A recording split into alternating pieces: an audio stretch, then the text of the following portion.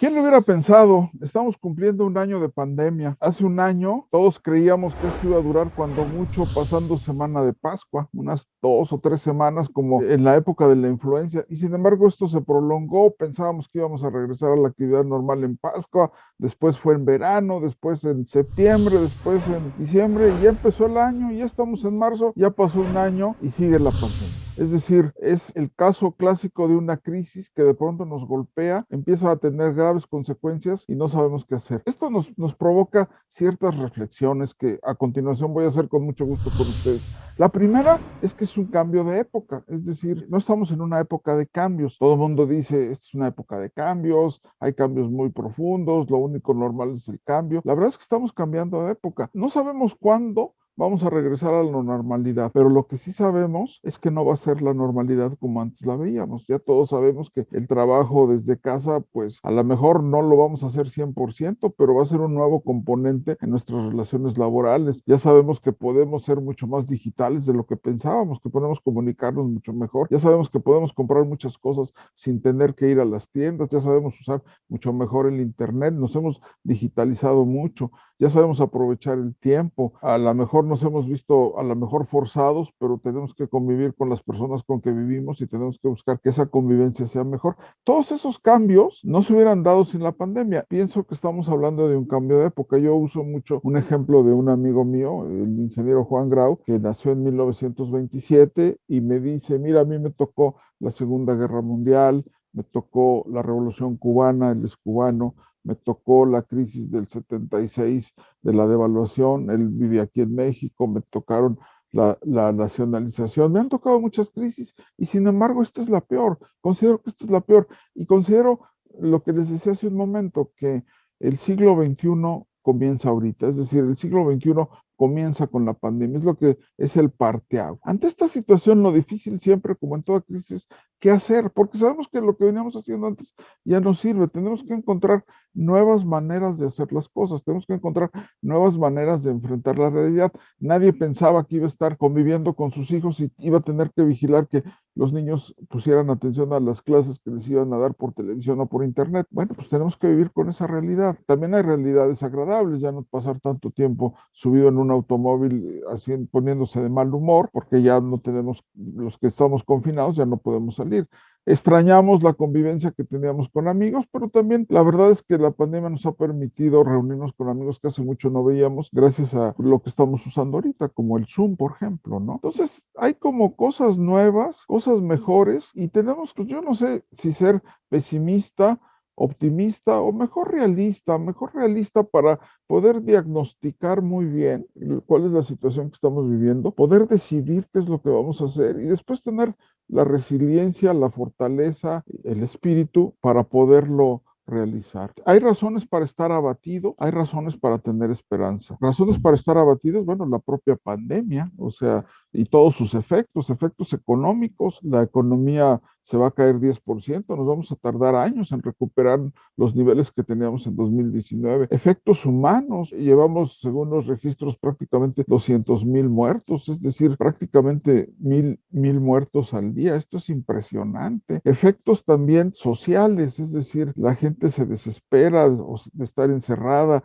de no tener trabajo o de tener que salir a arriesgarse a buscar trabajo para poder subsistir. Otro tema muy importante de abatimiento es la polarización.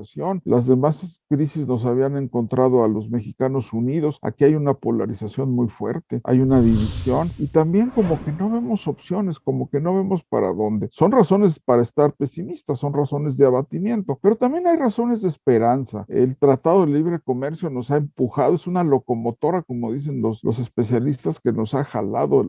Se está pensando de que la reactivación va a ser en K, en la letra K. Hay una línea que va para abajo, que les está yendo muy mal a todo lo que tiene que ver con el turismo, con los espectáculos, pero hay otra línea que va para arriba de todo lo que tiene que ver con las exportaciones. México es un gran país exportador. Entonces, el Tratado de Libre Comercio va a fomentar más aún estas exportaciones y el cambio de gobierno en Estados Unidos también va a hacer que haya más certitud acerca de políticas, acerca de impulso económico, ¿no? También tenemos la resiliencia de la empresa y de los trabajadores. Esta no es la primera crisis por la que pasamos. El otro día estaba haciendo cuentas y desde 1968 ha habido 8 crisis fuertes. Ahora, esta sí es la más fuerte y además ya llevábamos 12 años sin crisis, de 2008 a 2020, pues son 12 años donde no había crisis, no estábamos acostumbrados, habíamos perdido un poco el estilo. Sin embargo, hemos cambiado, nos hemos vuelto mucho más eficaces, mucho más productivos, lo decíamos hace un momento, estamos mucho más digitalizados, eso nos va a ayudar a enfrentar la crisis. Y después, pues también vivimos en una democracia y en las democracias se puede cambiar el rumbo. Va a haber elecciones el 6 de junio y pues es muy probable que se cambie el rumbo económico que llevamos actualmente. Estados Unidos lo hizo en una elección muy difícil, pues decidieron cambiar el rumbo y eligieron a un presidente que no seguía